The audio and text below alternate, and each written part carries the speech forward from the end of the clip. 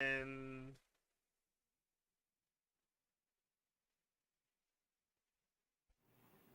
Yo, what up? It's RJ Fantasy Football talking. We back for another week. You know what time it is. It's R, and that's J. What's up, bro? hey, not that much, man. All is going well. Still in the government shutdown, but doing all right.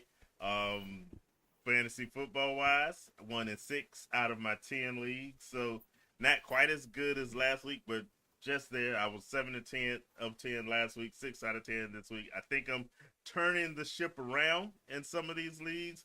I'm still losing in some, but I got good records in some. Like the some leagues that apparently I'm just not gonna win in. I've accepted it. I'm okay with it. It be what it be. Those are dynasty leagues, so I can always rebuild. My redraft leagues are doing all right, so that's I guess the important takeaway for now. How about you? How'd you do? Uh, it was a bad week. I went 1-6. I lost to you I twice. wasn't gonna say Uh, it. I'm not ashamed now. One up was very close. It came down to the I wire. was watching. I was watching the scores tonight. Um, and I was like the other one. It was out of my control. I couldn't do nothing about. One guy just went completely off. We can talk about it in a little bit, but I'll take it. I've been having some good weeks before this though, so I'm in playoff contention in all my leagues. So the one league I did win in, I was at the bottom. Now Uh-huh. I'm in eighth. I think I'm in seventh. So if I win this week, I will be in the playoffs if I win this week because we have like four teams that's like 4 and 5. So we're all bunched up. It's like that in a lot of the leagues I'm in. Yep. Like 4-5, 5-4. It's like 5 and 4, very little separation a between game or number two. one all the way down to like number 8. And Yep. so for a lot of these, it's gonna go down to the wire. And I think a lot of it, we'll talk about it. There's been a bunch of injury related stuff, where everybody's just scrapping and surviving, putting together players from wherever they can. So it's not one of those years where you're gonna see, I think, a lot of teams really clearly dominating the rest of the league. Everybody's gonna be at least in it until the end. So Well, it makes it fun, I think. it's like in the barbershop league, and I know we bring it up a lot, but that is tight from top to bottom. No, like you can change positions. If you win this week, you be up top. You lose next week, you're down in the bottom. So Mm-hmm. you just gotta. I say keep playing Yep. because it is a tight. I'm talking about any league because of the way these games are Right. 4 and 5. You just keep playing every week and try to win because you never know. My thing is if once you get in the dance, that record don't matter. So at all. So you just got to keep going and keep hustling and try to get in. So Get in the that's what I'm doing. playoffs. That's the mission. Welcome, Orlando Lewis out there. Won in the comedy club league, so that's good. Lost to her sister in the women's fantasy football league. Not as good, but that's my aunt. So good job for the family all around. We win, we lose, we help each other out. Let's go to our producer for a second. Tell us what's on tap for you this week. Wait, it still sucks.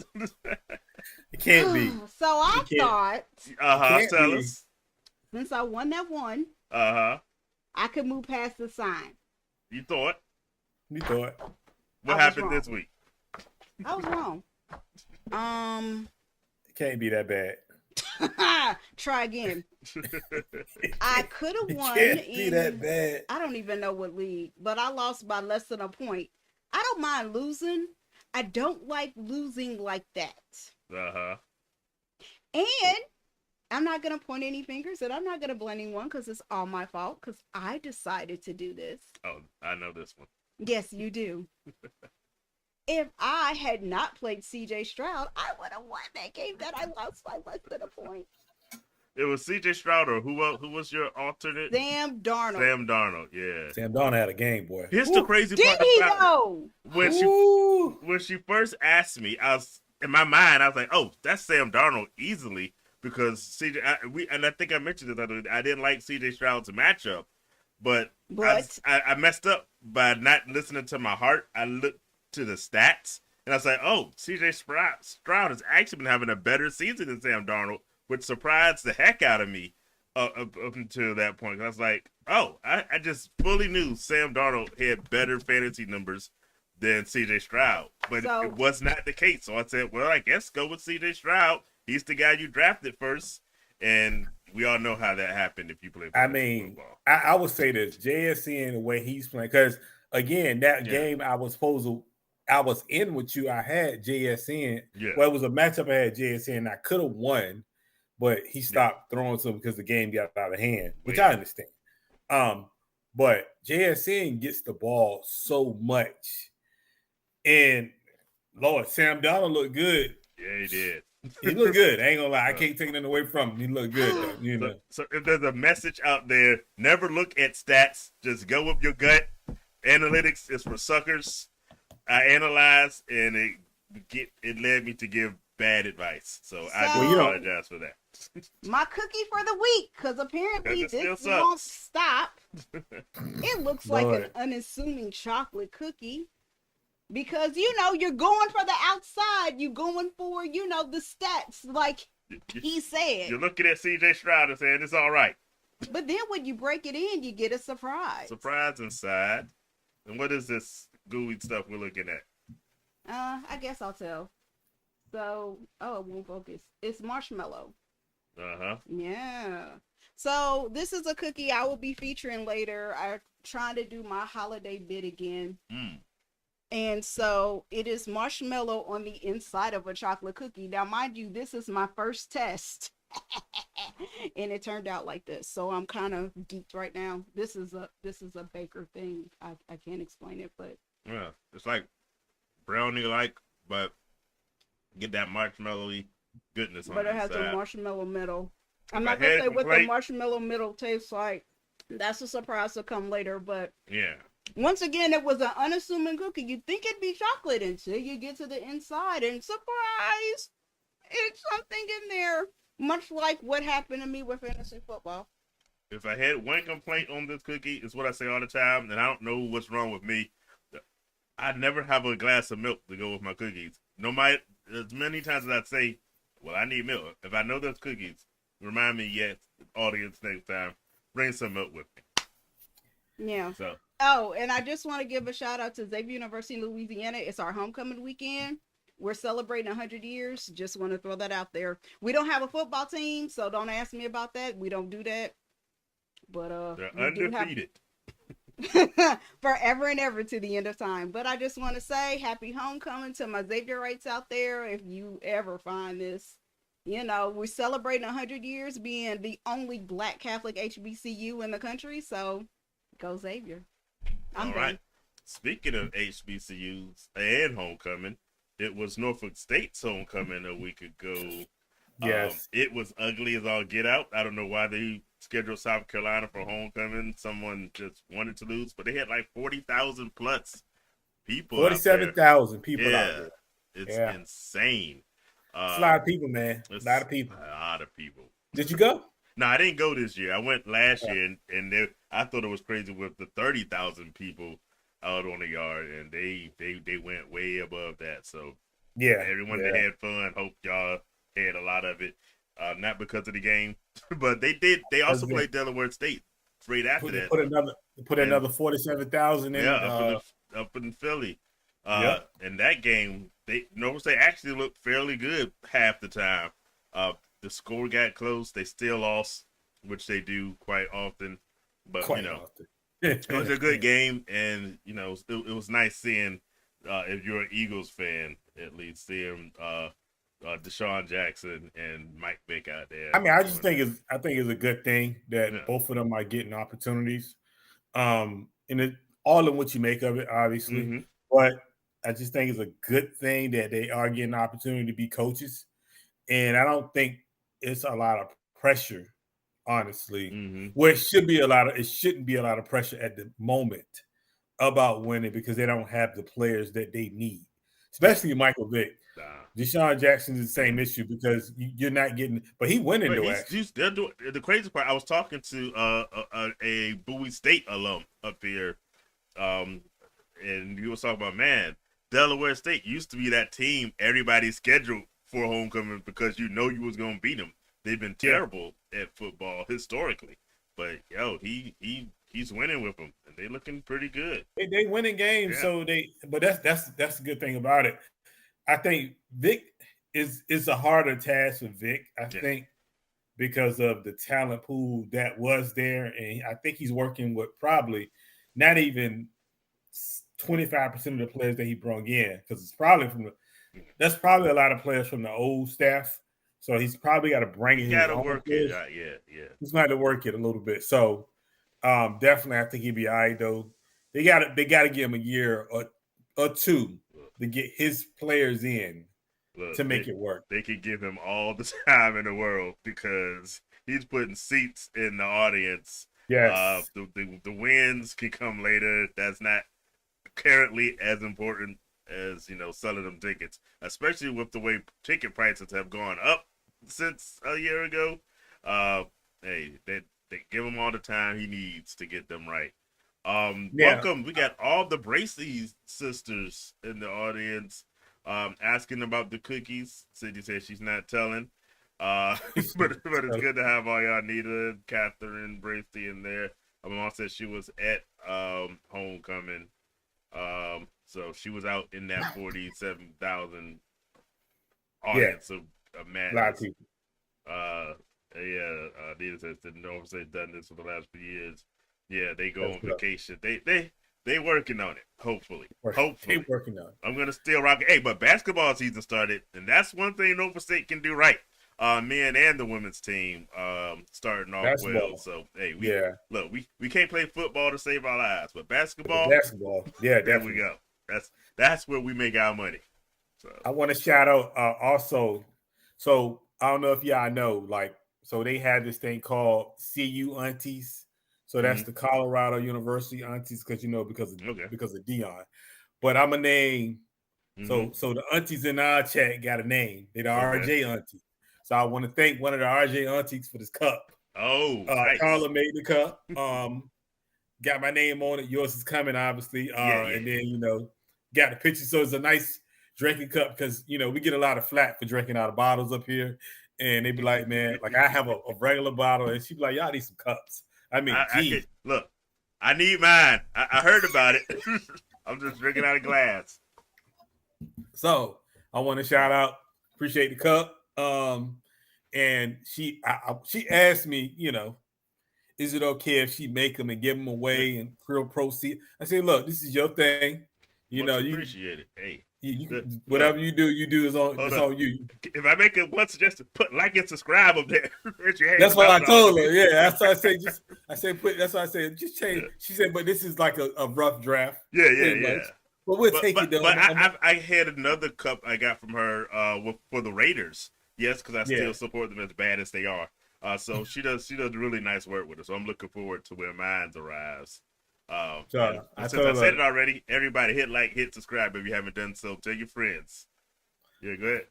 So I told her, I said, she was like, do you want, I was like, no, you take this. This is your thing. We cool with that, we all family over here. So you just go ahead and do what you got to do with the cup.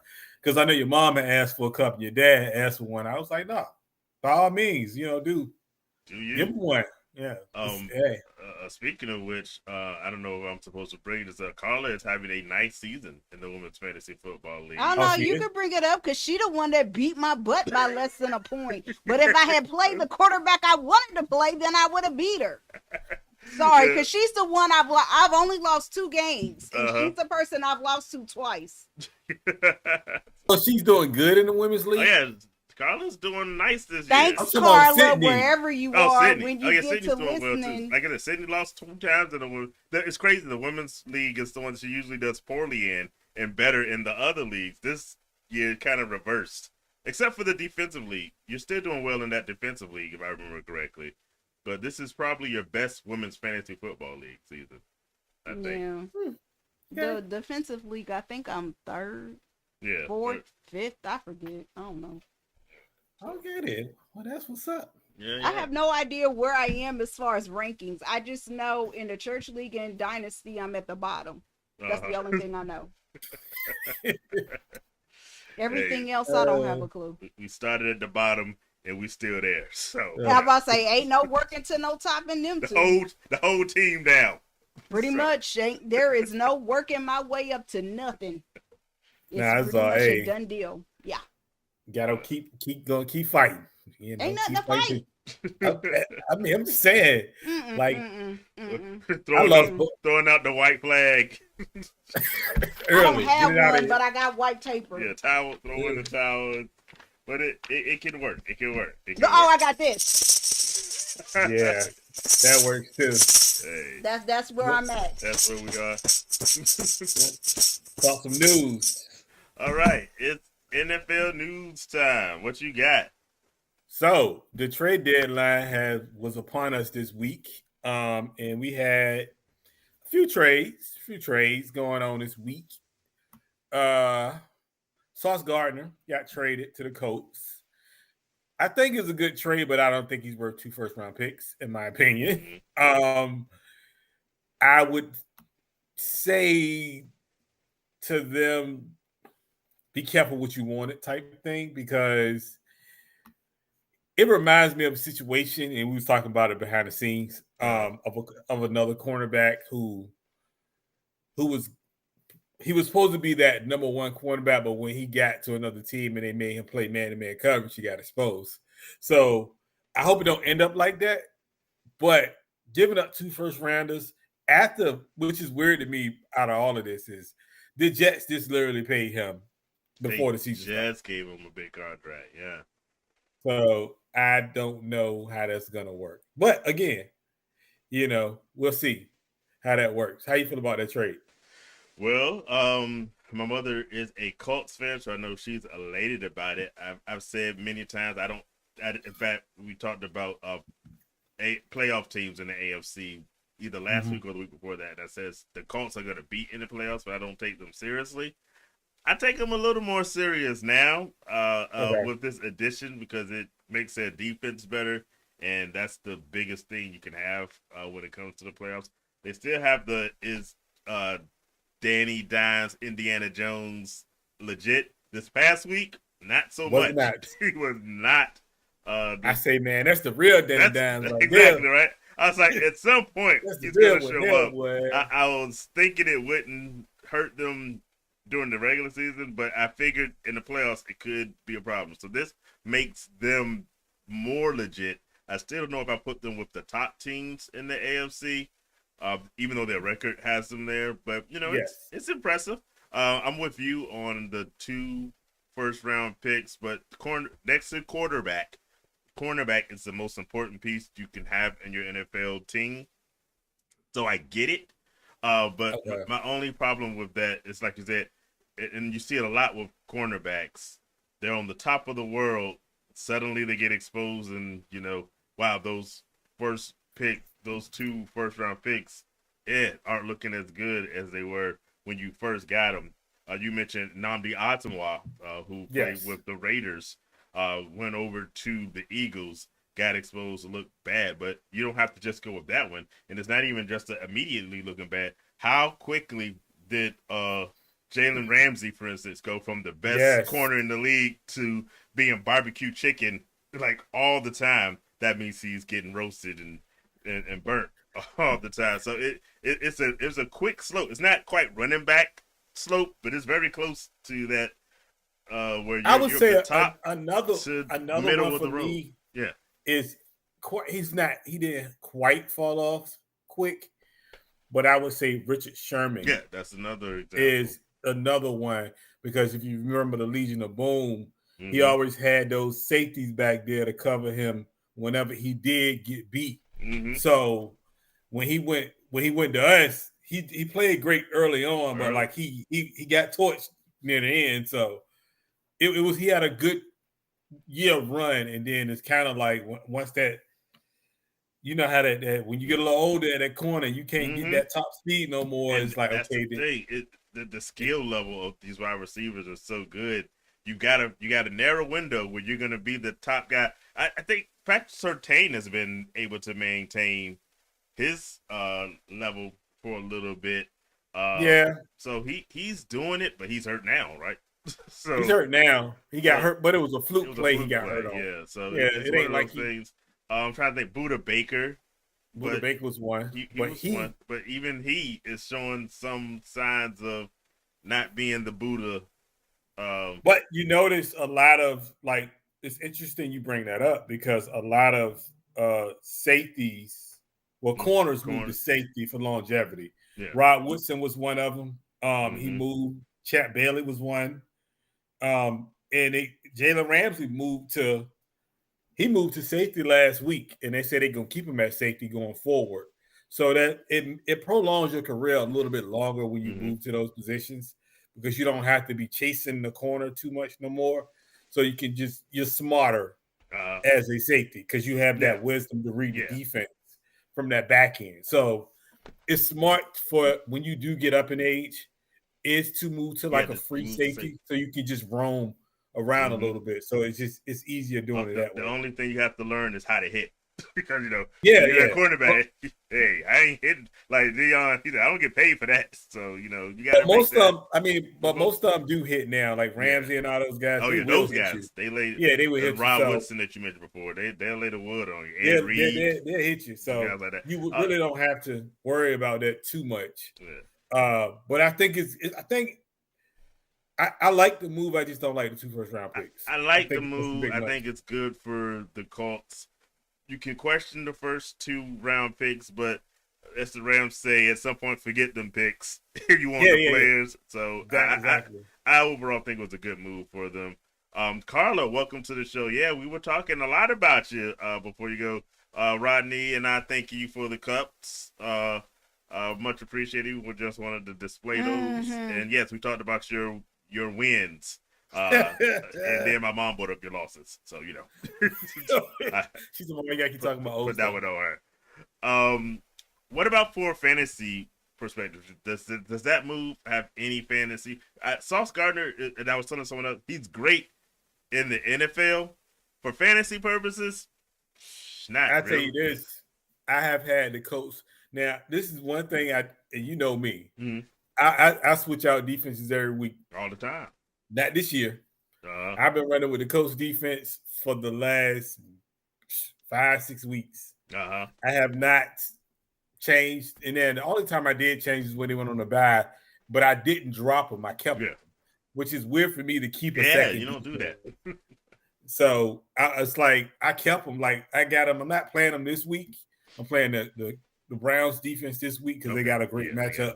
But I kept him on the bench though, because they're getting me a lot of points on defense. Even in a losing cause, they still get you points on defense from the return game and then like sacks and interceptions. So they do a little bit of everything. So at the end of the day, I like if you're saying a team defense, yes. Mm-hmm. But from a single person, no, because more than likely they're not going to throw his way. He's not going to get enough attention to say, oh, I'm going to get you 10 points, because how many times do you think he's going to get the ball thrown his way?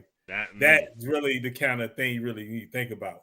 So probably not much, to be honest with you. In Dynasty, the first year I actually drafted Sauce Gardner to my defense and dropped him that very year for that very reason. It's like he's playing it's crazy for defensive backs. You don't want a guy that's too good because, like you said, then they stop throwing in their direction. So you want a guy who's good enough to make interceptions or maybe bat down a pass or get a tackle in, but not scary good that the quarterback just stops looking their way. So it's kind of a balance. You find that a lot. So but those guys are not even worth picking up, to be honest with you, unless they doing some special teams work as far as returning or something like that. But you're not going to get that at all. It's pointless to pick them up. But I like your point on the team defense. So he should definitely help that team defense. Oh, team defense is gonna be awesome. So it might be a sign of the apocalypse, because much like you, I've been carrying the same defense. I've been rolling with the Patriots. I don't know what I'm gonna do with the Patriots this week because they play Tampa Bay. So I gotta figure. But you didn't drop them though. Oh no, I ain't dropping them. I think they have one more good week for me. 1 or 2 more good weeks. I might drop them after that. But I've been rolling with them steadily. I'm not. for the I'm not. last couple of weeks. Even on weeks where I think the matchup is a little bit tougher than normal, I still put them in the lineup and they still give me more points than they projected. So I roll with them. So nope, I'm good. To me, I think that's a plus. Like I said, I've never held a defense like that to where it's just, oh, I'm gonna drop him this week, I'm gonna keep him, or I'm gonna drop him. I on Sunday morning, well, not Sunday, but Monday nights, I'm on the computer right after Monday night game. Who's the next defense? And I'm changing them. But this year, I keep the same defense. So yes, the Colts defense is gonna be good with them as a team, though. Yeah. Single wise, no, I don't think he makes an impact in fantasy. So, in my opinion. Well, let's talking trades. We got our headline trade in places this week, so a lot of players were trading stuff. So we're going to talk about how it affects your fantasy teams. Let's stay with the Jets because they didn't just ship off Sauce Gardner. They shipped off another defensive player, Quinnen Williams, going to the Cowboys for a second round pick next year, and then a first round pick in 2027. What do you think about that move?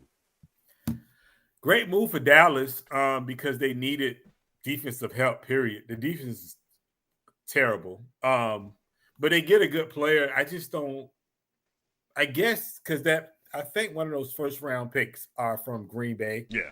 So I think they're basically just drafting a player early. Mm-hmm. And he's pretty young. He's number 25. I want to say he's 24, 25. He's still relatively young. So you're getting guys out of the draft at that age anyway. So you just get somebody that's been in the league a little bit longer than those guys coming in. So for me, I like the trade for Dallas. Yeah. I think the Jets are loading up because they got a bunch of first-round picks now. They're going to get a quarterback, but I don't like this quarterback class. Nah, this year I would stay away from the quarterbacks because let me rephrase that. I don't make a big investment. Those first and second round picks, nah, not on the quarterback this year. No. I go much later and see what I get.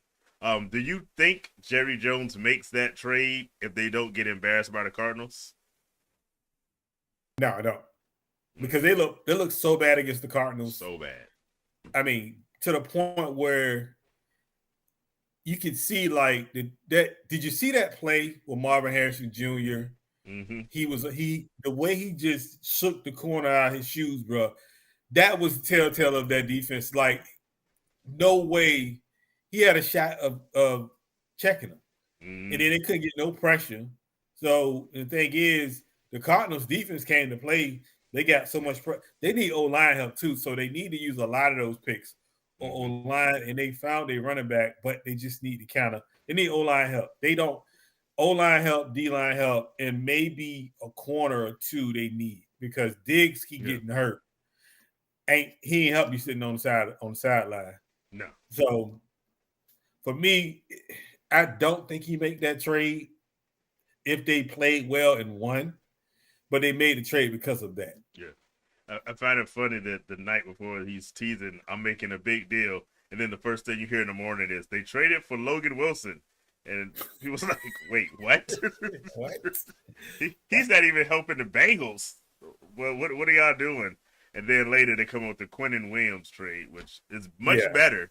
It is. I don't think it makes them competitive. They're basically back to where, and I wouldn't say they're completely back. They're closer to where they were before they traded away Micah Parsons.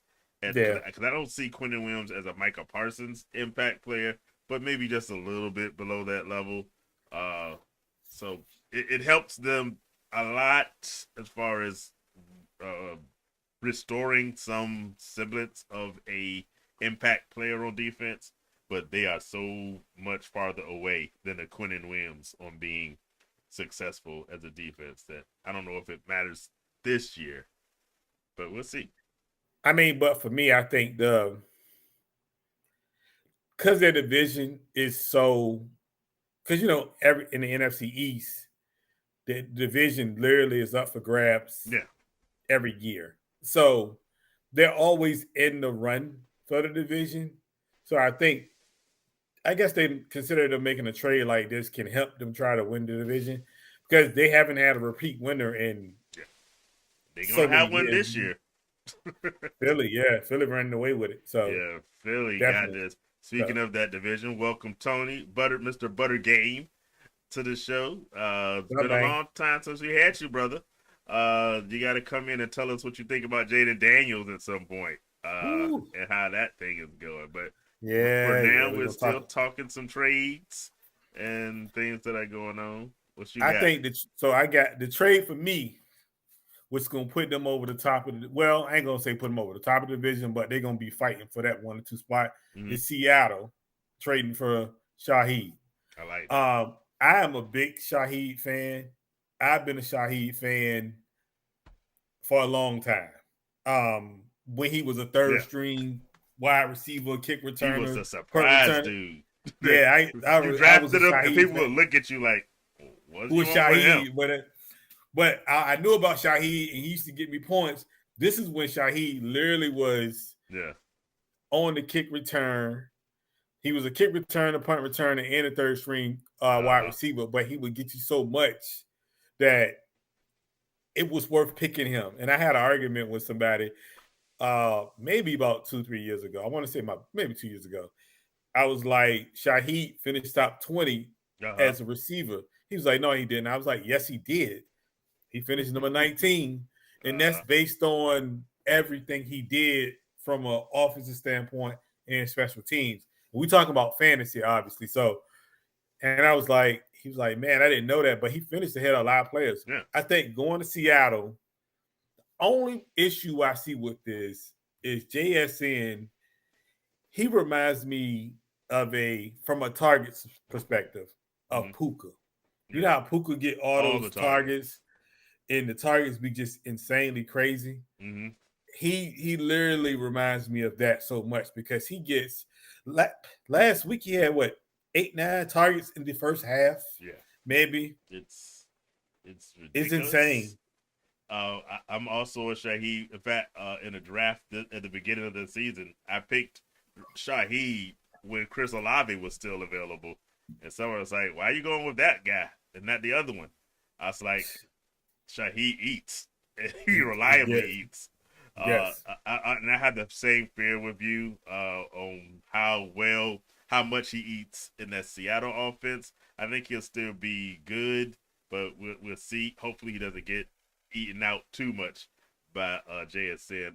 Welcome, Justin, to the show. What's up, Justin? Congrats on the win last week. Yeah, Marvin Harrison. Look, we're gonna talk some more news. We got to talk about Kyler Murray and his injury on IR. But I know Marvin Harrison is probably the happiest dude in Arizona that Jacoby Brissett is now the starting quarterback. So, yeah, good for you if you got Marvin Harrison in your lineups, and you should be good at least for the next 4 weeks. 4 to 8 weeks. 4 to 8 weeks, right? 4 to 8 weeks. Justin wants us to pick 2 wide receivers. He has DK, Marvin Harrison, AJB in Philadelphia, and QJ, which we learned was Quentin Johnston. Yes. I'm gonna go for the Chargers. Who you picking out of that group? One is gonna be Marvin Harrison. That's one. Marvin's got to be one. Marvin's got to be one. And then after this, it get kind of tough a little bit because you really don't know. Look, I know it's not Quentin Johnston. I know that's not your choice. So you're picking. Well, I was wrong last. I would say I was wrong. Quentin Johnston scored a touchdown last week, so that means he's not going to score again for like the next 3 weeks. I mean, you might be right about that. AJ Brown is. I don't understand him sometimes. He's the Marvin Harrison of Philadelphia. I mean, to me, the safer bet is probably Marvin Harrison and DK. For me, that's what I would play. I would definitely do Marvin Harrison. AJ Brown is just. He was hurt last week. I don't know if he's playing this week. Is he playing this week? I don't. I'm not sure if he's playing this week. So I need to double check to make sure. I'm with you. I definitely go Marvin Harrison.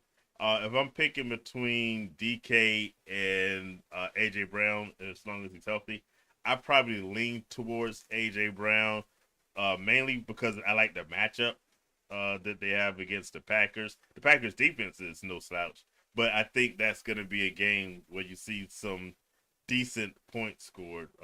The Steelers, you can't really depend too much on that offense putting up points. They seem very content to dink and dunk their way to wins and try to keep the scores low. I don't know. I especially don't know how if I trust them over the Chargers. Yeah. It's drawbacks. Look, Marvin Harrison Jr. is the only definite. Yes. You can make a case for and against all of the other three because they all have that same problem of are they going to reliably get consistent looks from their quarterbacks, right? Well, I will say DK will. DK will get that more than AJ. They'll look at him because he was the only real wide receiver that they have. Yes. But the question is how often do they get, because Aaron Rodgers, he ain't lighting it up. And I think it's by design that but if someone's going to get catches, I'm with you. It's going to be DK out of that group. I just feel like AJ Brown, ain't no slight to AJ Brown. AJ Brown is a great receiver. I just think the way they play sometimes, the way if they start the game and something's working more than the other, they're gonna stick with that to win the game no matter what. So agreed. I just feel like if AJ Brown ain't part of that first 5 plays or first 10 plays of 2 drives, and he's not involved, he might not be involved a lot going forward because if they're running the ball and it's working, they probably stick with that most of the time. So it's all about gameplay with Philly and how Philly want to win the game. So if it's a Jalen Hurts game when he's running around a little bit with the tush push and all that stuff, then you got to think about it as a Jalen Hurts game. But for me, it's DK and Marvin Harrison Jr. for me. Right. That's the safe play for me. So definitely Marvin Harrison Jr. Then you flip your coin between DK and AJ Brown. AJ Brown is questionable, but I think I don't know. We'll see whether he plays. Check back on Friday. Yeah, like Tony said, it's all about consistency. So whoever's been the most consistent in your mind is, I guess, who I go with. Congrats, Justin, to 7-2. He's got a matchup this week. He's Allen, Bijan, Henry, Marvin Harrison Jr., who we've been talking about, DK Goddard, Breece Hall. A couple of people on that list gladly, maybe or not, didn't get traded. There was some rumors about whether AJ Brown or Breece Hall would get traded. They survived. Yeah. He's going against Darnold, CMC, Achan, Adams, McMillan, Njoku, and Alec Pierce. What you think about that matchup? I'm assuming that's Josh Allen, right? Yeah, I'm assuming that's the quarterback, Josh Allen. Yeah. Allen, Bijan, Henry. I got him winning slightly. It just depends on Donald and what Donald does. If he has a week like last week. Yeah. CMC he didn't do much last week. Yeah. What's he did? He did. He scored a touchdown.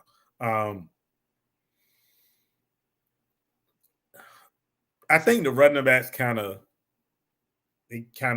even each other out a little bit. Yeah. Adams, Puka should be back this week. So that could be a difference because they said Puka could have came back last week. Uh-huh.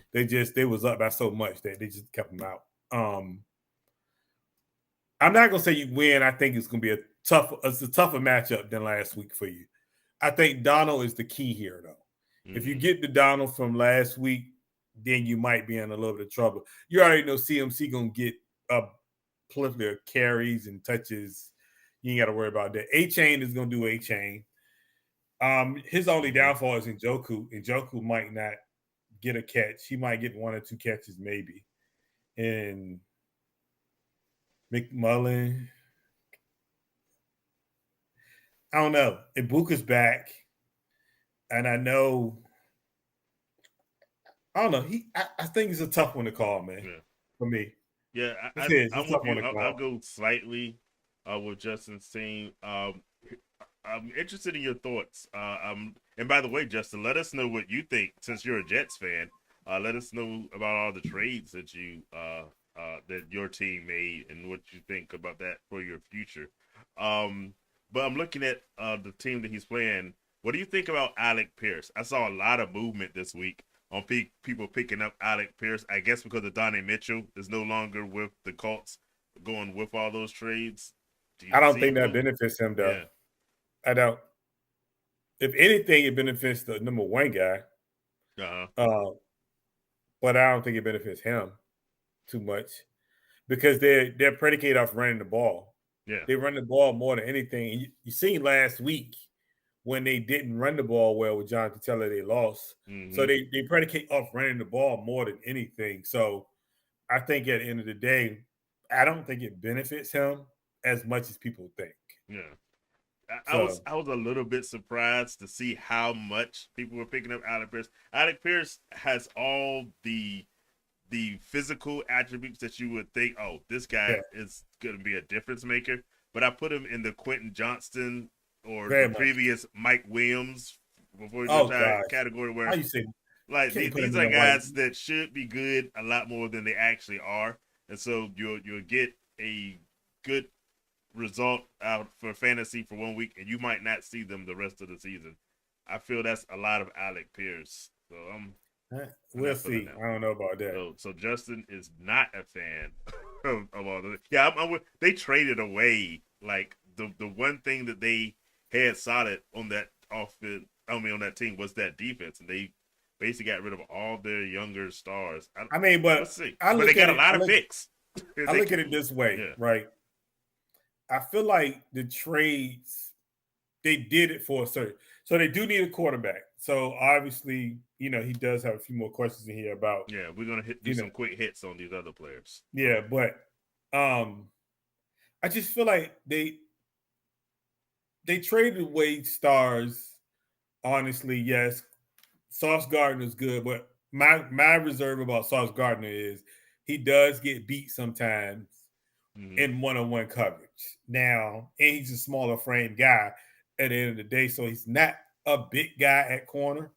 So he does get kind of beat a little bit in one-on-one coverage. So he does get exposed more than anything sometimes.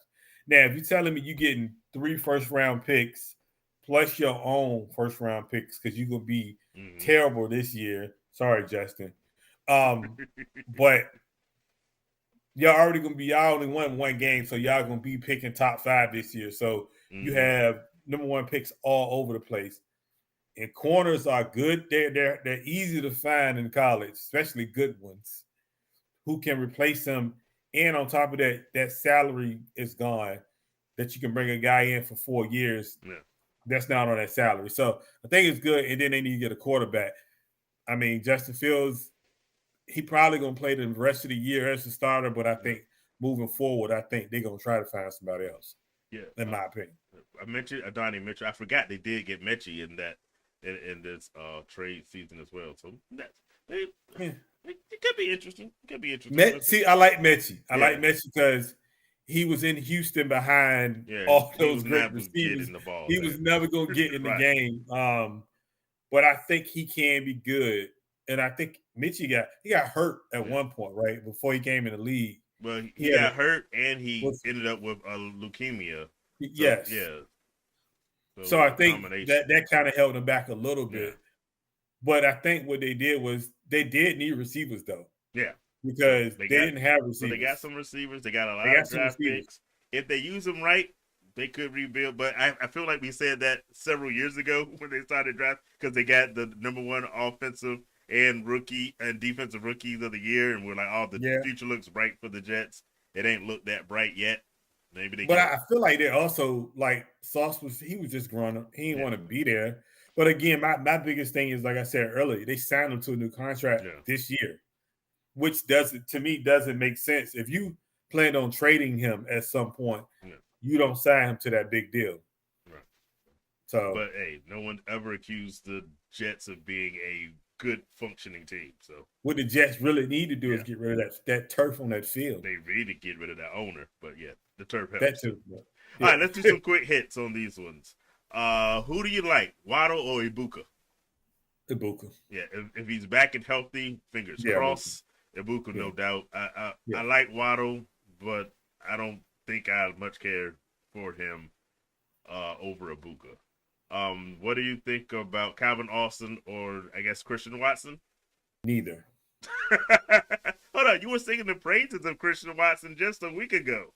The problem with Christian Watson and what I always tell you about Green Bay, they don't have a number one receiver. They have a bunch of number 2s and 3s, and anybody at any point could be that guy of the game. Now, with Tucker Kraft gone, that could open up Watson. I actually did pick up Christian Watson in one of my leagues for that very reason. I don't like it, so I'm not starting him, but I did pick him up. That could change a little bit, but I just feel like, and then Golden's hurt too. Yeah. So it could open up things for Watson, but it's too inconsistent on. Yeah. You can't really live off 1 or 2 targets to your receiver. You can't. Exactly. And to me, Calvin Austin, he's good 1 week, bad 1 week, okay 1 week. So he's never really consistent with, like, on a consistent basis, because they need a consistent number 2 receiver, which they trying to make him, but it ain't gonna work. So, well, gun to your head, who would you pick, Austin or Watson? Calvin Austin, probably. See, I would say Watson because I think there's a higher ceiling, but also a higher level of disappointment. Yes. He's just likely to have 8 targets and 120 yards, 2 touchdowns, or 1 target, 0 catches, a big donut, and you just never know. Yeah, pretty much. Yeah. But yeah, I'm with you. If I can help it, neither one. What do you think on quarterback talk? Justin Fields, Aaron Rodgers, or JJ McCarthy?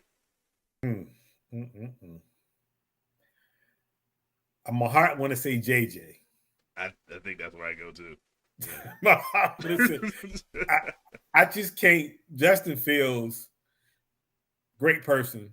And I don't want to put this kind of stigma on him. He might be a backup quarterback for the rest of his career. Think he got his big contract or semi-big contract, whatever.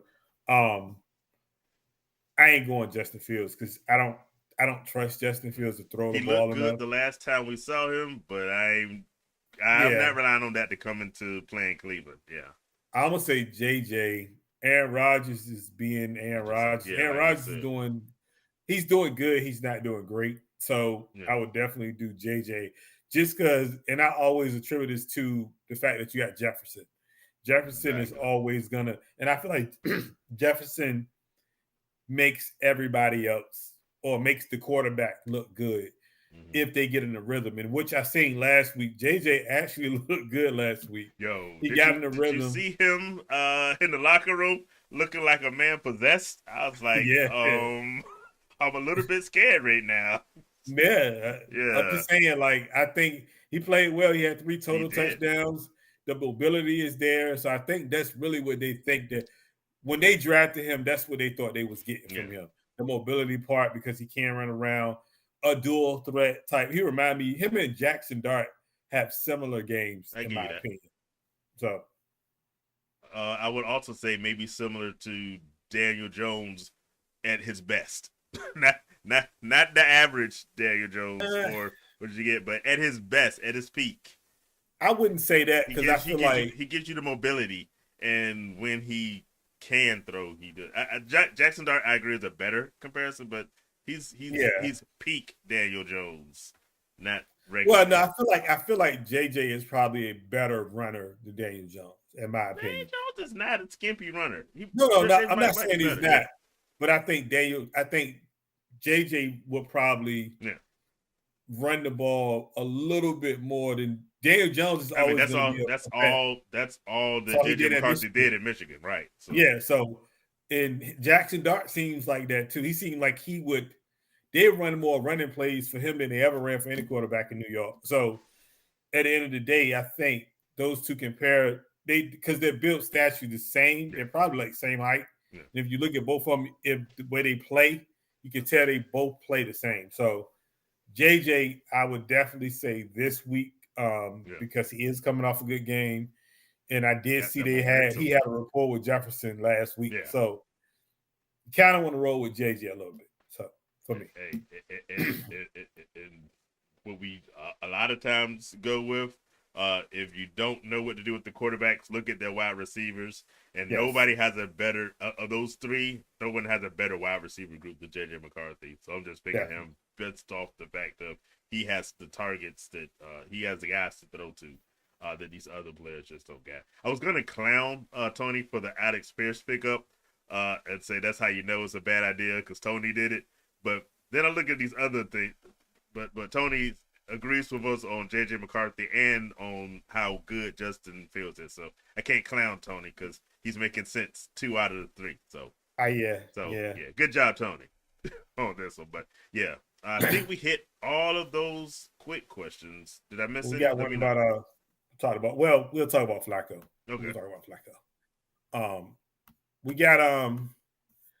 We got actually your team, Jacoby Myers. I said we still got another trade to talk about. Yeah, go ahead. Jacoby Myers got traded to Jacksonville, which I think is a good trade for Jacksonville, just because of the fact that they lost Travis Hunter for 4 weeks. Do you think it's just 4 weeks, or do you think he's back? Yeah, they say it's on a lesser end of 4.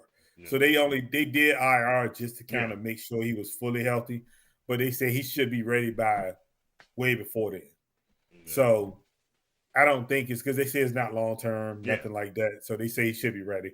He should be ready to go. If once that 4 weeks is up, he should be good. But I think also because the other receiver is hurt too. Mm-hmm. But I think Jacoby Myers to me is a good receiver. Yeah. I know you think different. I know. I didn't say he wasn't a good receiver. He's not a number 1 receiver, was my point. And he's not worth a big time contract, and that's what he wanted with the Raiders, and that's like, dish him out before you give him money. Yeah. I mean, and I agree with that. I agree because he does want $20 million, but I think the biggest problem, and any receiver going to Jacksonville, and I could be wrong on this, but I really think it's Trevor Lawrence. Trevor Lawrence is. Sometimes he misses opportunities with receivers that they are open sometimes and he does miss them.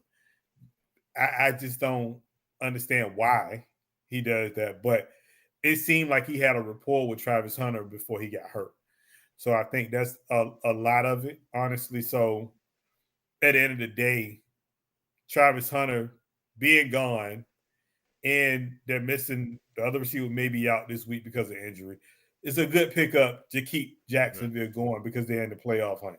So I'm not mad at that at all. I think it's a good trade. I think it's a good trade for both teams. Good for the Raiders because they were not going to pay him. That was obvious. Mm-hmm. And so he was going to walk away at the end of the year. So you get a 4th and a 6th. Not great, but, it's something compared to something. And I think it works out well for Jacoby Myers and the Jaguars. Like I said, they have injury problems. Brian Thomas Jr. is playing. I think they're saying he has a foot issue that he's been playing through. So maybe that's why he's been disappointing your fantasy football teams. But really, that's what he says. That's what he said. I think it had a lot to do with him dropping passes too. But okay. Maybe that too. He's dropping them because his foot hurts. But okay. I think it works out. For the blind man, boy, I tell you. I say this. I think 1 because he'll be happier. And 2, because he has better quarterback play. If you have Jacoby Myers on your fantasy football team, especially because of the fact that those other wide receivers we mentioned are hurt, I won't say to the moon, but he's getting in the atmosphere, upper atmosphere. He might he might actually be worth playing. I got him this week in the lineup. From a fantasy standpoint, I was not big on Jacoby Myers with the Raiders. I'm a little. I don't have him anywhere. I do. I got him in 2 leagues. She was on but I might be. I'm with you. I might be interested in playing him going forward and seeing what he does. I mean, he's 6. He over 6 foot. Yeah. Big target. So I think when Brian Thomas come back and Travis Hunter come back, all those 3 together now, it depends on how you want to play them because I think again, like I said before, Travis Hunter got hurt. Mm-hmm. Travis Hunter in the slot is not a good idea. Yeah. And the X or the Y, yes. Now, do you put Jacoby Myers in the slot receiver? That's Or do how the you put Raiders use them a lot. in the slot, right? Yeah. So if you put him in the slot and you got Brian Thomas and then you got Hunter on the other end, I think that's a good receiving core, honestly. Yeah. I mean, that's not bad. Still need Trevor Lawrence to, give him the look ball. like college Trevor Lawrence. Okay. But we'll see. He'll have a good group around him. I will be there. Point out something Justin put in the comments. He says that if the Jags are out, maybe Travis Hunter is done for the season. Let me ask you about this because they have him out on IR. He's going to have to miss those 4 weeks. Yes. Do you hold on to Travis Hunter in hopes that he does end up playing, or do you leave him? Let's say if someone dropped him, do you leave him out there on waiver wires and wait for more news before you go grab him, or do you stash him? You don't draft him; you stash him. Okay. Because from what I'm reading and hearing and what they saying is literally he could be ready in 3 weeks, but they just gave the window of 4 weeks because of IR just to be on the safe side. But to me, I'm holding on to him. And then honestly, I think, yes, the Colts have a good record in that division, but we all know that division always comes down to the last 2 or 3 weeks because those teams still. One thing about the NFL, they're gonna match up the division games later on in the year anyway to make it worth the while of trying to win a division. So the last couple of years it came down to what weeks, the last 2 weeks of the year for whoever to win that division. So the Jags are not out of it. They winning games. So at the end of the day, I think Travis coming back. I think he plays. And just as a football player, if you can come back, you come back. I'm just saying you don't sit out. Because I was telling somebody, I was like, Joe Barrow was going to come back in December. And they might be out of the playoff hunt, but Joe Barrow's going to come back just the sake of because he want to play football. That could be dangerous, though. It could be, but dangerous. We all know Joe Barrow's definitely coming back, though. He's going to play. They already said it. He might be back way before December. Well, going off danger, let's because I think that's all the major trades. Let's shift over to Jaden Daniels. Dan Quinn made the decision to keep him in after they were already losing 38-7. He gets a dislocated non-throwing elbow at the end of that game. One, do you think he should have been in the game? And no. Two, how do you go for, because you said, like you said, players want to play. If they're out of it, do you put Jaden Daniels back in when he's healthy enough to play? Or do you say, this season's been nothing but downhill, let's just put him on ice to next year? Again, that's a similar situation with just like the Colts division. The Redskins division is always wide open till the end. Except this year it might be because Philly is kind of running away with it. Got that. Yeah, but I still think I don't know. It's a tough one because that's different because he's been hurt twice. This is the second time he's been hurt this year already. The third time he's been hurt, I think.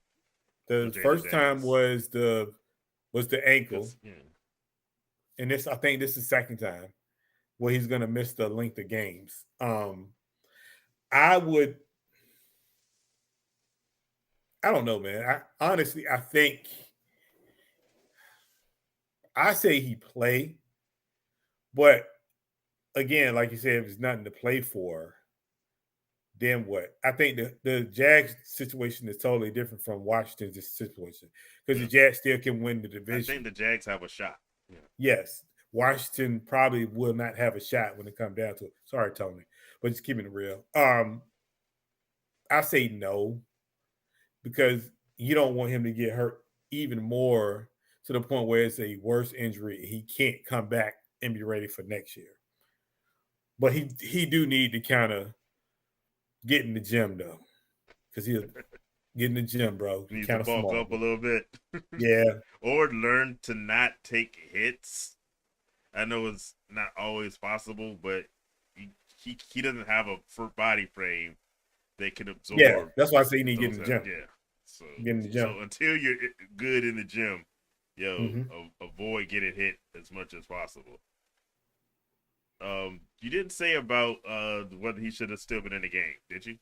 Oh no, he should have been out of the game. Should have been out of the game. They were losing 38-7. He should have been out. He should have been out of the game early in the start of the fourth quarter. Yeah. He should have been out of the game. It was down by too much. So, but that's a coach's fault, though. Yeah. Honestly, he should have been way out of the game. He shouldn't even been playing at all. So I know our person that's been depending on Jaden Daniels. Did you get Marcus Mariota? No. So what I did do, I had him in a dynasty league. I picked up, so I got Tua and I got Young. I can't take him too much, bro. I can't. So I picked up the backups to the quarterbacks that I got right now. So I'm just gonna roll with that. Somebody picked up Marcus Mariota already, so I wasn't even gonna fight that battle. My season is probably screwed now because of that, but it's all right though. I'm gonna keep fighting and try to win some games, whatever. Yeah, it's part of the fantasy football. Tony says it's the third. He said he had an ankle, a quad, and now his elbow. I don't remember the quad. Yeah, it was like right after he was hurt. He got back, and I think he got hurt like that very week or the very next week, and then this time it was very short in between. Those two of those injuries. Yeah, because that's why I only remember that. I do remember the ankle, but the quad one I don't remember. All right, another question from Carla. She has T. Higgins, who went off this past week, but is on a bye week this week. So does she play your guy, Drake London, Olave, or Deebo Samuels? Drake London. That's I think that's all day Drake London on this one. Drake London all day. Deebo is gonna be he gonna get you some numbers. Deebo's having a good year. Olave, the quarterback situation is tough. I think he eats a little bit more by default now that Rashid Shaheed is gone. But even the but they got that rookie in there who can't. Yeah, he was terrible. Terrible. He's still not good. Nah, I mean, none of the quarterbacks have been good this year, but Olave and Rashid have somehow managed to put up decent, not great, but decent fantasy football numbers. Yeah, that makes sense.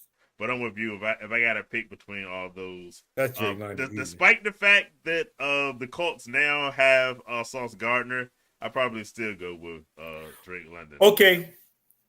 All right. You put Drake London 1-on-1 with him. Drake London gonna cook him, boy. I'm trying to tell you. You said they're gonna instantly regret those draft picks. Man, Drake London gonna cook him. Drake London route running is insane, bro. He gonna cook him. It should be fun to watch. It's okay. Yeah, fun for Drake London. That's about it. Nah. Not even. No. All right, staying with some news going out. Hey, you're welcome, Carla. Appreciate it. Anytime you got a question. We've talked a lot about Baker Mayfield. There's rumors that he's having such a great season that he might be playing himself into a new contract. And just gave him one though, man. Much as I know they just paid him, but maybe gave him one. Maybe, but they gave him a small one because it was sort of unproven. I think he's making something in the 30s of millions. No, it was like 25. Yeah, it was not even 30. Dang. No, it wasn't even 30. No, it was 25, bro. It was like a 3 year. It was something around. 3 years, 100 million, somewhere around there, but it was like 25 million a year, something like that. It won't much to what they trying to do now.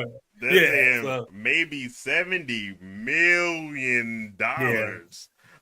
Is he worth it? Right now, Dak Prescott is the highest paid quarterback, getting $60 million. Do I think Baker Mayfield is worth more than that? How's that working out for the Cowboys? Well, I think it's not working out well because when you sign a player to that type of money, you get affected in other areas of the team. So Dallas is showing that now because they're not able to get the defensive players that they need to put on defense. Obviously, they just made a trade for a defensive player, obviously, but the one they wanted to keep and they should have kept was Michael Parsons, who they couldn't pay because of the quarterback situation. Because you can't play. So you're paying CD, you're paying Dak, and then you want to pay Michael Parsons. And all three of them are making over $30-something million. So that when you come to now, the only probably good thing about Tampa is they have a bunch of wide receivers on rookie deals. Yeah. So you can say that they got if they're not on a rookie deal, they're in that second year of the rookie deal. So at the end of the day, and then running back wise, he's probably on his Bucky Irvin's on his second year. Second year. So a lot of their guys probably the time is to pay him now. Really, it is because a lot of those guys are on rookie deals. So that window of we can pay our quarterback and still be successful on the field is now because you have nobody that's making big money on the offense or the defense. So if you gonna give them $70 million, my question is, who do you give when these other quarterbacks like the Bo Nix of the world and the Penix of the world come along and they want to get paid? Like, what do you get them? Like, if you could do 70 now, they're going to want 72, 73, 74, 75 million dollars a year. I'm hoping that the 70 million number people are throwing out is just ludicrous rumors, and it's going to be closer to the 60 million, 62, but which is still, I think, too much. But here's something that blew my mind when I saw this today. 2013, just 12 years ago, Joe Flacco signed a contract for $100 million, $20 million a year, and he was the highest paid quarterback in the NFL. I give you another one. $20 million just 12 years ago. Now we're talking about maybe $70 million. I give you another one. Yeah. Jimmy Garoppolo signed. He was the highest paid quarterback for 5 minutes at $25 million a year. So you see how so if you're telling me a quarterback, so a mid-grade quarterback, because your backup is going for about 10 to 12 million now. So just think about a mid-grade starting quarterback. It's probably going to be making about $25 to $30 million. How many years before we're at $100 million a year for quarterbacks? Because think about it. Okay, you got the Jaden Daniel class of Jaden Daniel, Caleb Williams, May who else? Drake May. Who else is that? Drake May. All the quarterbacks in that class. Bo Nix already. Bo Nix. So all of them are being they having successful seasons so far or careers so far. Yeah. So when you think about it in a sense, right? In the next 2 years, minimum 2 years, because that's the third year of their rookie contract is when you can really start negotiating that new contract. So they're on a second year now, right? So next year, after next year, everybody can start negotiating new contracts with their current quarterback. So if Baker gets 70 this year, what you think Caleb and Jaden has got a whole Washington team going. They built a new stadium because of Jaden Daniels. I mean, you can say what you want. Before he got there, nobody was trying to build a new stadium. There they are. So Caleb is doing what he's doing. Caleb is doing great. He's playing well. He played well last week. We said Caleb Williams needed to do well against the Bengals because that's not a defense. Caleb showed out last week. He showed out. We'll see what he does going forward. But Caleb's going to get paid. He's going to get paid. So you think about $70 million to Baker, even if they did it within this season. The next 2 years, you may be looking at 4 or 5 quarterbacks around close to between $60 and $70 million a year because Dak is already there. So if your quarterback is getting $50 million like mine, you might want to be, that's a blessing in disguise, brother, because we talking 70. We're talking $70 million. I'm just saying, it's a lot, man. You got to build a team around that, though. I say it like this: how much of a bargain is Patrick Mahomes right now? Oh gosh! And when he signed that $500 million contract, it was like, oh wow, $500 million, like the best $500 million ever spent. Man, look, forget him. What about Josh Allen taking a pay cut? Yeah, signed a new deal and took a pay cut on top of it to build around the team. So no, to me, I mean, if I'm Baker, honestly, I'm not taking 70. Yeah. Not saying, that's a bad thing to do, but if you want to keep the team successful, you look at the guys who are consistently successful. They don't take that big. I'm not taking it. I'll take 60. Yeah, I'll take 61 around there, but I'm not taking no more. I ain't taking 70. Yeah, that's, to me, if you go broke off of $60 million a year over 5 years, something's wrong with you, for real. So if you want to keep the team successful, because you got to know the Ibuka contract is going to come back up in 2 years, just like the McMillan one is going to come up in 2 years, just like the running back is going to come up in a year. So all those guys want to get paid. All those things are going to happen eventually, and they're going to all hit it once. Right. They are going to hit it once. Yeah. Because Ibuka is going to be behind, obviously, the running back, but McMillan is right there with the running back, though. So at the end of the day, they both going to get paid at the same time because you got to pay them. So at the end of the day, I'm not doing it. Like, if I'm Baker, I'll take 60. Now, do you really want to be the highest paid quarterback in the league? Just to say it, you can do that just by the AV. To be honest with you, he makes $60 million a year or $60.2 million a year. That's changing nothing. If you ain't winning like Dak, what you doing? Yeah. I like, you mentioned Josh Allen. I like someone asked him about his contract, and he says, basically, what's the extra $5 million going to do for me that I can't do right now? Yep. So it's like, the money sounds nice, but, if it's going to inhibit your team from making the moves to get you championships, which is what you play for, I heard someone say before, then what's the point? Yeah. Like I said, I can have a lot of money, but look at Dak Prescott's team right now. They can't stop nothing. So another year of lofty dreams and nothing but disappointment for Cowboys fans. But Dak can. Honestly, money. So if you think about contracts, you can look at us as a prime. 49ers is a prime example of how to be top heavy, spending a bunch of money and don't win nothing. Because when you paying guys top 2 or 3 in their positions, it get kind of crazy at that point because you can't afford to pay nobody else. Yeah. I mean, Tony make a good point. He can make that money off endorsements. Yeah. That remaining money off endorsements. So I get it. That's what I would do just to make the team good. Keep the team together. So good point though, Tony. Good point. Again, when you coming back, Tony, you don't love us no more. But it's all good. He don't. You don't love us. It's all good though, It's cool, man. Let's talk about Kyler Murray.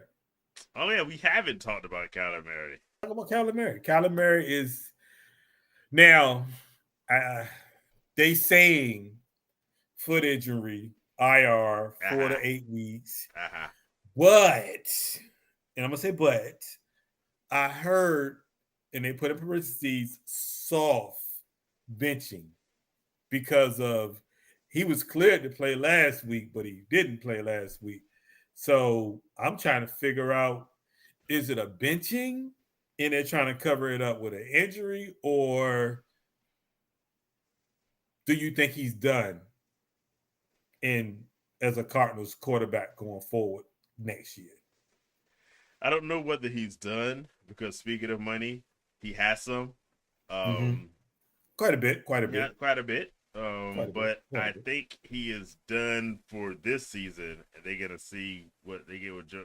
I'm not buying the IR part completely. I do believe he is. Are you? You're not buying?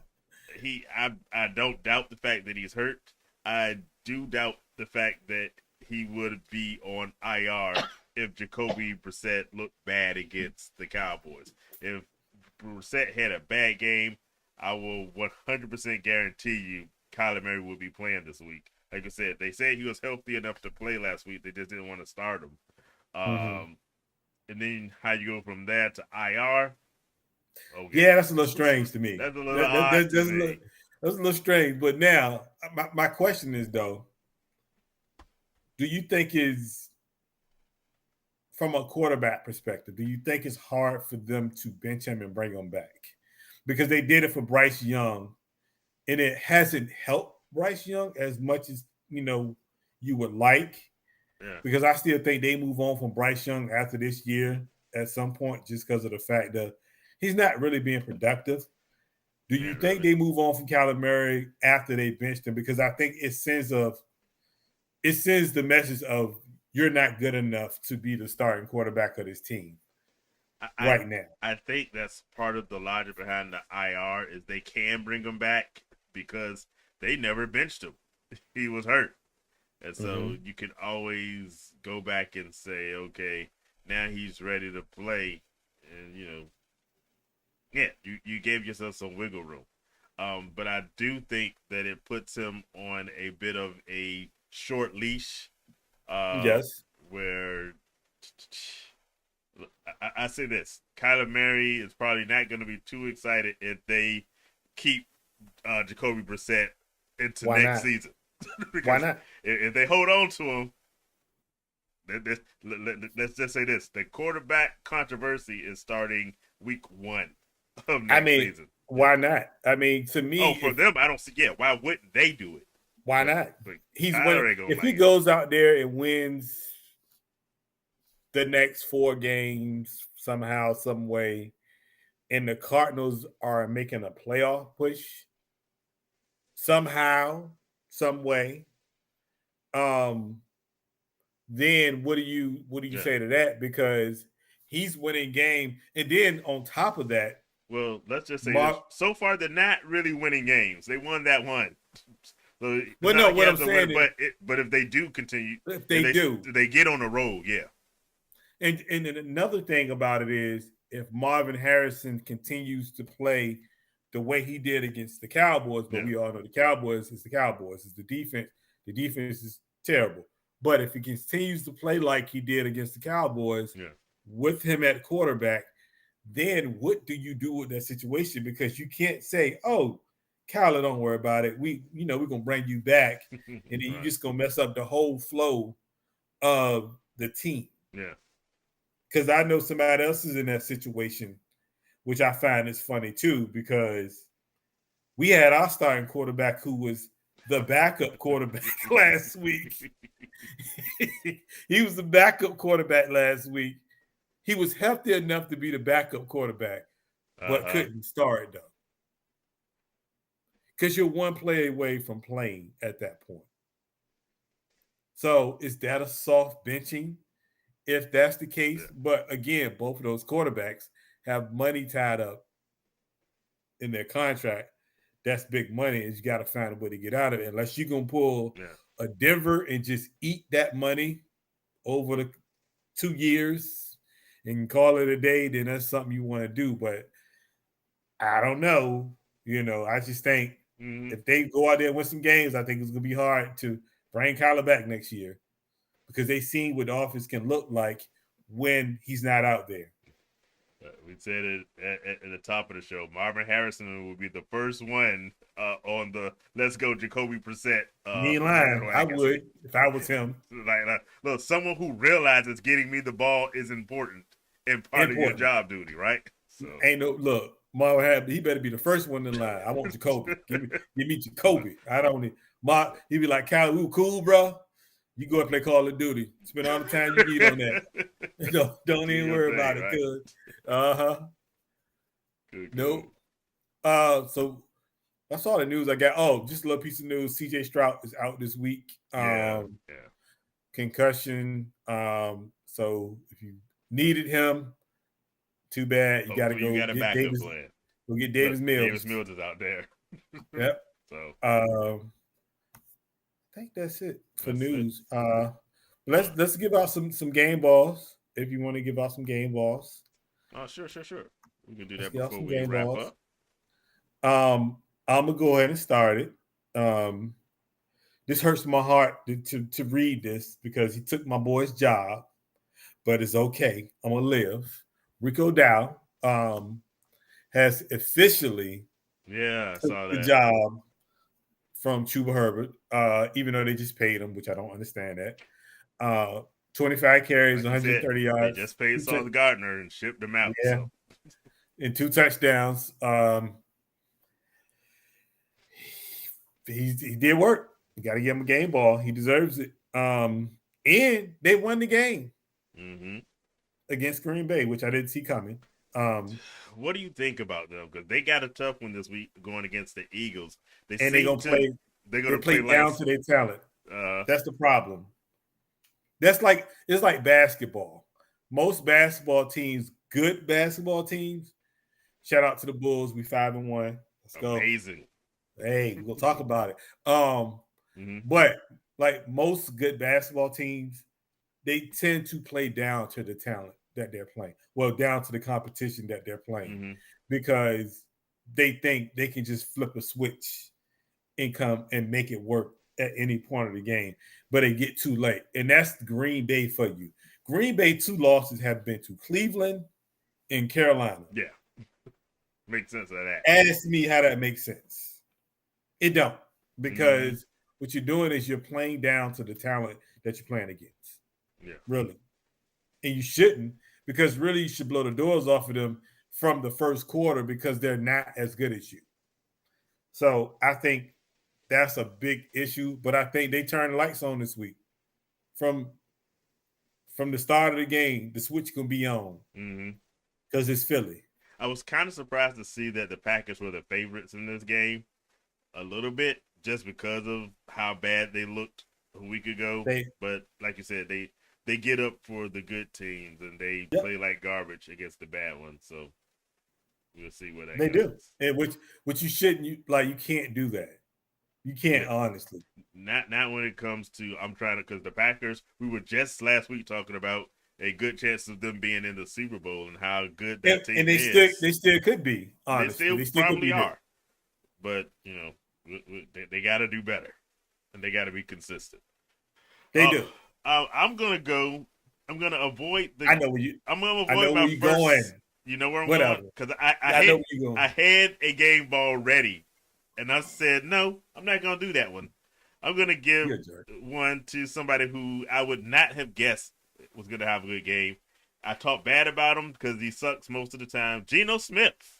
Thank you. 284 yards, 4 touchdowns, and a losing effort against the Jaguars.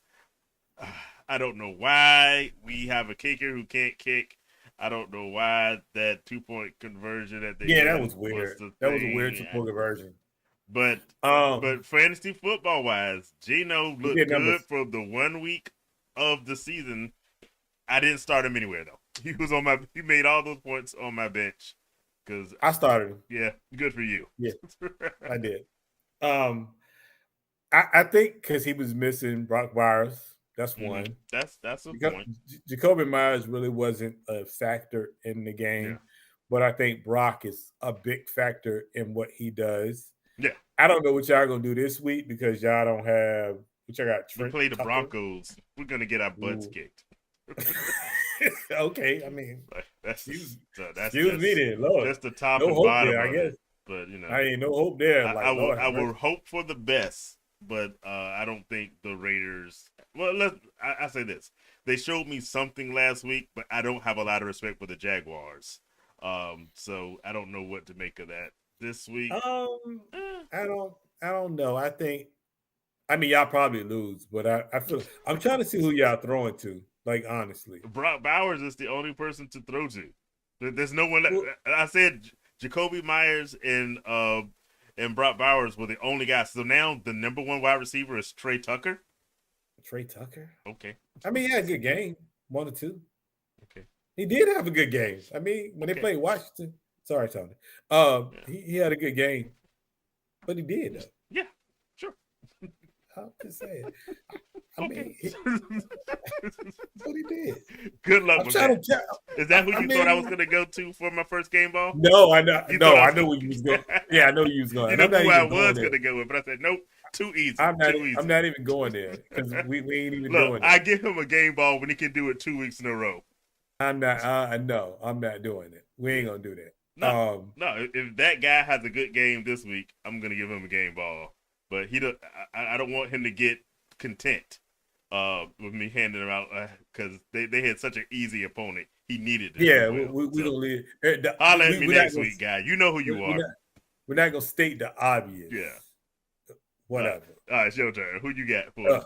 Jeez. Coastal Loveland. Woo! Tight end from Chicago. Benefactor of the guy we're talking about. He made that maybe his coming out party. Because he played a good game. He did. He had 6 receptions.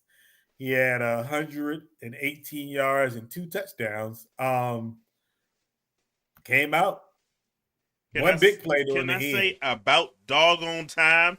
Because but I mean, if you go back to him up, if you go to our preseason this week, picked him up. I had him all season. If you go back to our preseason shot, I was trying to decide between Tyler Warren and Coastal Loveland. I went Loveland all over the place. I didn't get Warren anywhere, and I've been kicking air this whole season saying, I know Loveland is good.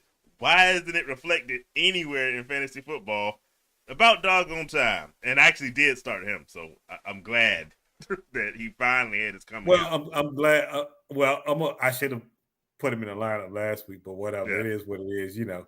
But I'm going to play him this week because they saying the tight end, the actual starting tight end is supposed to be out again this week. So he should be. I don't know why Cole Kmet is this actual starting tight end. I don't know why either, sense to me. Yeah. No offense to Cole Kmet.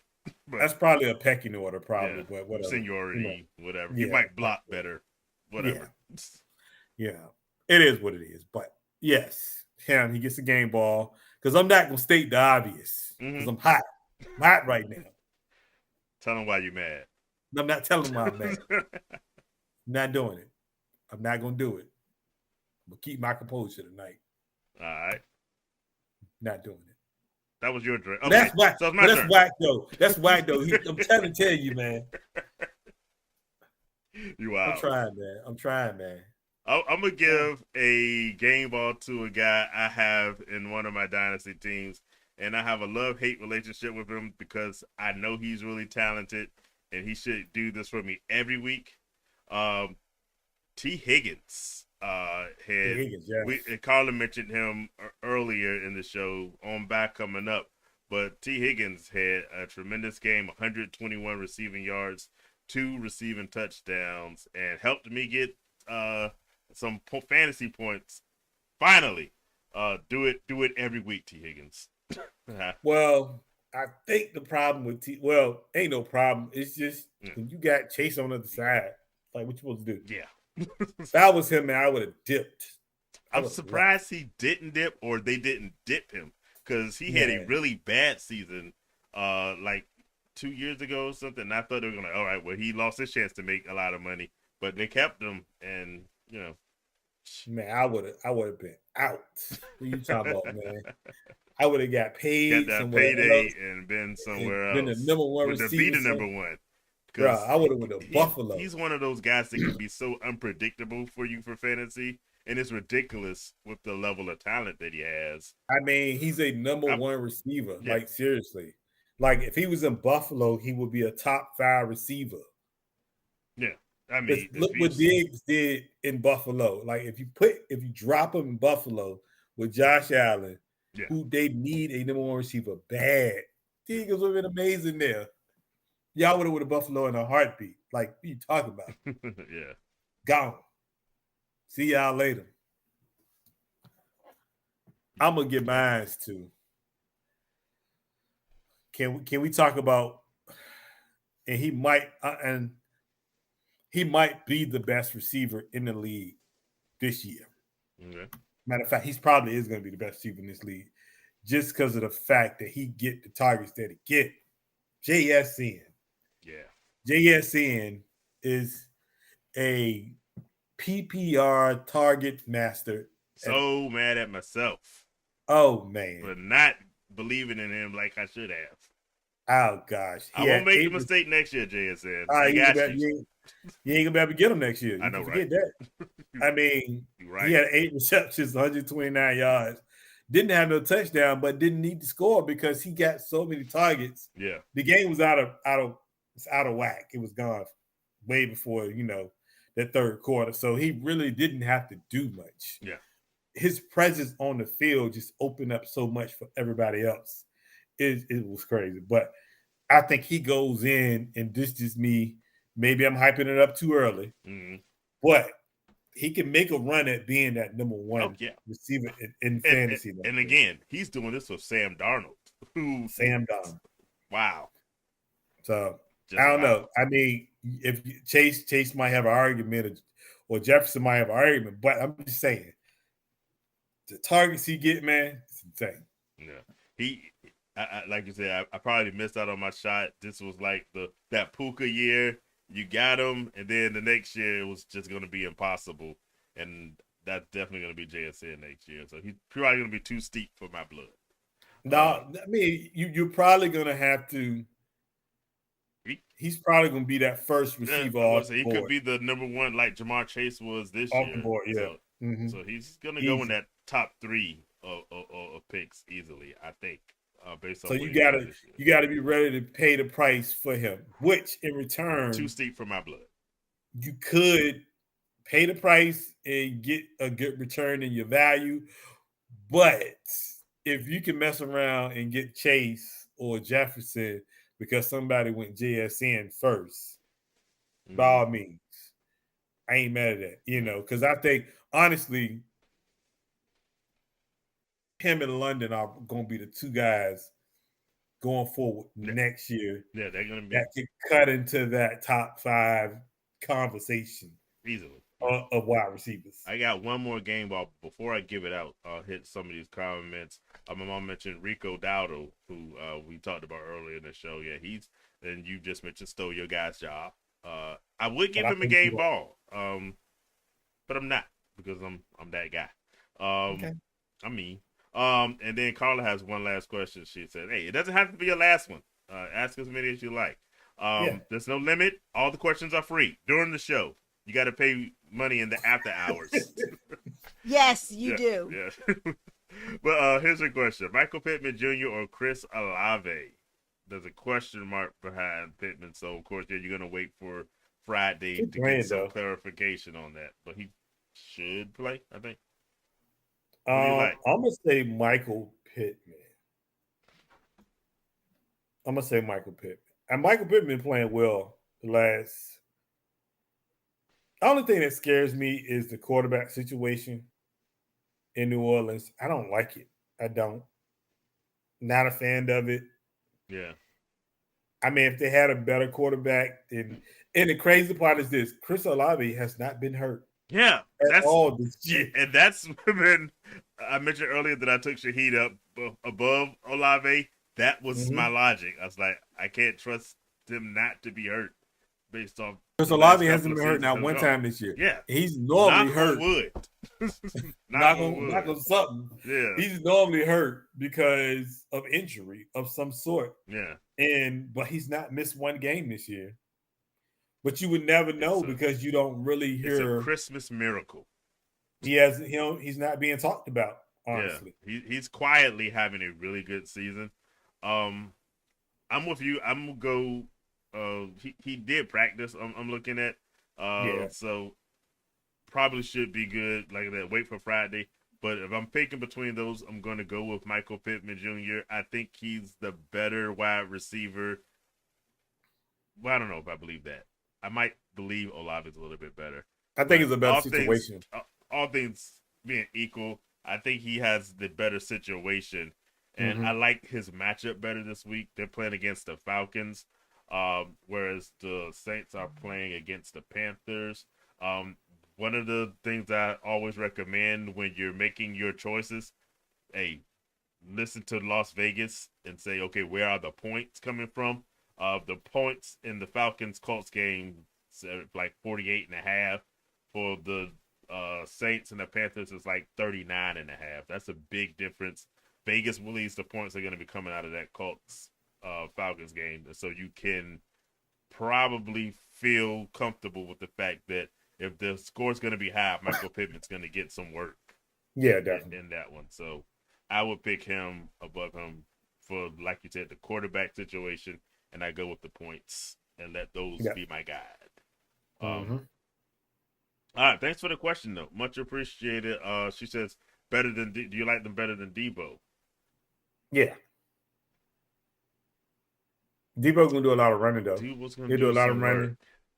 I definitely gonna get work. I like if I'm put them in order, I'll probably go Pittman, Debo, and then Olave. Yeah. But Debo's closer to Pittman. Yes, but I mean, I'll probably still go Pittman. Yeah. If you're thinking about, I would go Pittman, but it won't be like a blow away. I'm gonna go Pittman over Debo because I think they're gonna need Debo to do a lot because of the situation with no Jaden Daniels, and he's gonna probably end with Scary Terry being out also. Yeah. So he's gonna get his share line of touches and carries, whatever. Scary Terry ain't played this whole year. They gave him money, and he is just, not there. And Mariota has had way too much too many games this year with Jaden Daniels injuries. All that being said, I don't trust the Commanders' offense to click as much as the Colts. Hey, the Colts have had, I think, like the 5th rated offense in the NFL this year. Some really high number, which I would not have thought with Daniel Jones being the quarterback, but they are rolling. I go with the hot team. Well, I'm saying Debo because I think Debo going to be, not just from a passing perspective, I think he's going to be involved. He's going to run a lot too. So they're going to give him a lot of carries, running the ball. He might even sprinkle in on the return. So you'll probably get points in different areas from Debo. So, in my opinion, because he's going to be used so much because they need to score and get on the board as far as scoring touchdowns or whatever. They're playing the Lions. They're going to have to score. They're going to have to score, so Debo is going to be involved a whole lot. That's the only thing that he has over Pittman is he can touch the ball in many different ways. If you want to, if they count return yards, then yes, that could be something because he sometimes is on the kick return. So for me, I just look at it that way. But if you're thinking from just a receiver standpoint, you go Pittman because Pittman is probably a better receiver than Debo. Debo is just a utility guy. Well, Tony said he would go Debo, Pittman, Olave, but he's a Commanders fan, so Commanders. I don't take pronouncing all those syllables, aren't you? Commanders. I'm gonna tell you where that came from. I'm not even gonna lie to you. Scoop Magruder always calls him the commies, and I was about to say he's a commies fan. And so I went from if y'all know Scoop from Instagram. He does these NFC East meetings every week. Hilarious. I was going to go commies. They was like, no, Commanders. So it was bland. Shout out to but I'm going to tell you, Carla, go with your gut. You can listen to them. Go with your gut. Yeah, always trust yourself because you're the one who has to click the buttons. We don't. We take our best guesses. I'm just saying that because of how I lost. Yeah. Oh, she's holding it against you. She's holding a grudge because I gave her bad advice. Not me. Not me. It was me. It was all me. So I'm not saying advice was bad or good. I'm just saying it was something that was told to me, and I should have followed my gut. That's all I'm saying. But I say the same advice came with Oronde Gatson. So hey, sometimes the good Lord give us. Sometimes you take him some weight. I didn't say it was bad. I just said I got words said to me. I chose what to do, but I'm just saying I should have went with my gut. Ultimately, that's all I'm saying. A little grudgy though, just a little, slightly. No. Little No grudgy. Little grudge. No. I made you cookies, didn't I? Okay. That's why I said a little grudge. Not a lot of grudge. Just a sprinkle. It's a sprinkle. No sprinkling. No. Let me do my last game ball. And my last game ball is more so welcome back, Mr. Lamar Jackson. Yes. We talked about that. We talked about the Ravens and what their destiny or whatever you want to call it what they was gonna do. Be. They look good with him back.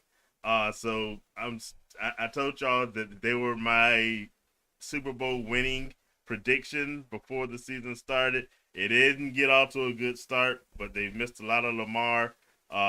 He's back. He had a really good week. Threw 4 touchdowns this past week. So I hope they can keep that going and start to make me look like a genius again. Because this season has not been great for Lamar. It hasn't been great for the Ravens. But I think they have all the tools to turn things around and make this a successful season. All they got to do is make the playoffs, like we talked about for our fantasy teams. If you get in the playoffs, it's a whole new ball game, and you can try to work your way to the championship from there. But the Ravens can get, even in that last seed, they're going to be that team that you don't want to see in the playoffs because you know their team is better than their record might be. So they're in playoff mode starting this week. We'll see how they do. Yeah, I mean, because I think they make the playoffs. I think they go on a run, and I think they just because the teams they play are bad, so they gonna make a run regardless. So I mean, you just gotta respect that and keep it moving. So I think they do. So see, I'm not the only one. I'm sorry. Okay, but you're not the only one. What happened? That has to. So no, I'm really sticking to my guns on this. Okay. Yes. Go with your gut, Carla. You can listen to them, and you can take whatever you need to take from she it. Is really but whatever your gut's telling you, that's what you go with. What happened now? Don't worry about it. That felt like it came out of nowhere all of a sudden. We was all that quiet. Did. I was trying to figure out where that came from. We was wrapping up. I was about to say, have a good night, everybody. Love y'all. See you next week. And that just came out of nowhere. Like, okay. I know. Oh, we good over here. Wow.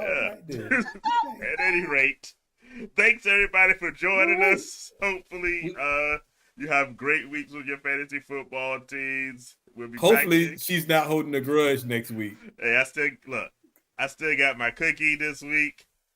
I kind of want to root for her to do well in fantasy football, but when she loses, I get cookies. So I don't really know how to go with this. Dang, for real? Wow.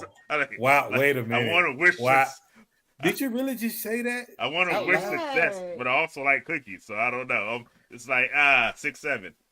But now, I don't even feel bad for you now because you just said that out loud. Like, she just didn't hear that. Dang. So now I see. Wow. That was sad. Wow. I'm sorry. I hope nothing but the best. You can't take it back now. Wow. I like that was crazy there. You wild for that one there. I don't look. But it's a compliment. It's saying these cookies are so good. Let's keep them rolling. But that's like an underhand compliment a little bit. Okay. I feel like I just got rolled over by not even the bus. What's construction trucks? Look, you know they say you don't get involved in people's marriages. I'm gonna stay out of this one, but I regret nothing. Wow. Okay. Look, we love y'all. Appreciate y'all. Construction truck. Like, subscribe. Tell your friend. Tell somebody else. We appreciate y'all. Definitely.